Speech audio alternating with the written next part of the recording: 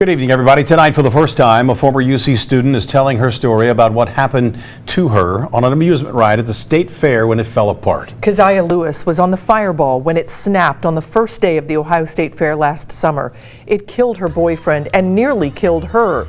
Local 12's Duane Pohlman sat down exclusively with Keziah, who's still recovering 6 months after the tragedy. Duane? Yeah, it's just an amazing story in just about every way. Keziah's world has been shattered. She lost a young man she loved and nearly lost her life. Her spine and a lot of other bones were shattered, and she was partially paralyzed for months. But Keziah is fighting to reclaim her life. One word of warning about this piece: there are a couple of pictures of Keziah that you may find disturbing, showing her in the air just before she crashed to the ground. I go to the fair and I rode that ride every year. Every year. You like the fireball? Yeah. Last July, Keziah Lewis was on the fireball again, this time for the opening day of the Ohio State Fair with her boyfriend, Tyler Jarrell. Did you love him? Yeah, I did. Did you tell him that? I did, yeah. But on that awful night, Keziah can't remember what happened. I actually don't remember a lot from the day. You don't recall getting on the fireball. You don't recall the moment. The moment was horrific. A section of the fireball that she and Tyler were riding snapped, tossing them both in the air.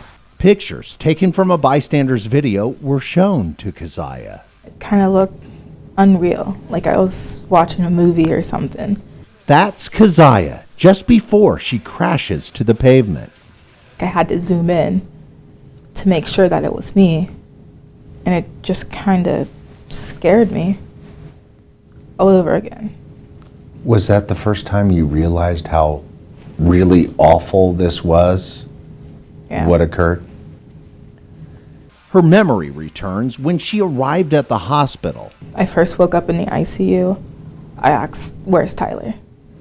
Tyler's funeral was held as Keziah fought to live.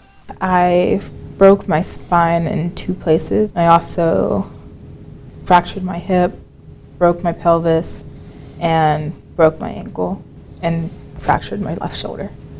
For 2 months, Keziah was partially paralyzed, battling severe pain and even worse nightmares. I used to have really bad nightmares in the hospital, and I'm told I still do. So somewhere inside you, that moment is there, and it frightens you. Before the accident, I had never really thought anything bad could happen to me, and that stuff was only for the movies. Can anyone ever make this right for you again? Nope, because nothing will ever be the same. So Keziah prays to God and talks to Tyler. I always tell him that I love him. Every night? And I wish I could trade places. Now, Keziah is going to physical therapy, trying very hard to get out of that wheelchair. In all, she's had 12 surgeries, and the cost of all that care is staggering, more than $2 million and growing. And by the way, Keziah agreed to allow us to show those disturbing pictures because they're really kind of important to understand what really happened to her. And she says it's important to understand why she's so afraid. Yeah, and it was very brave of her and kind of her to share all that with us, She to talk is to amazing. us. There's but no question. What I can't get over is the medical costs. I mean, they're staggering. How in the world will she be able to pay all that? That's really where the lawyers come in on all of this. And there is some potentially good news for Keziah and other victims. I'm going to tell you about that tomorrow. Plus, Keziah's mom is going to tell us how painful it has been watching her daughter struggle to recover. You can only imagine that, right? Keziah's story continues tomorrow night on Local 12 News, live at 6. All right, Duane, thank you.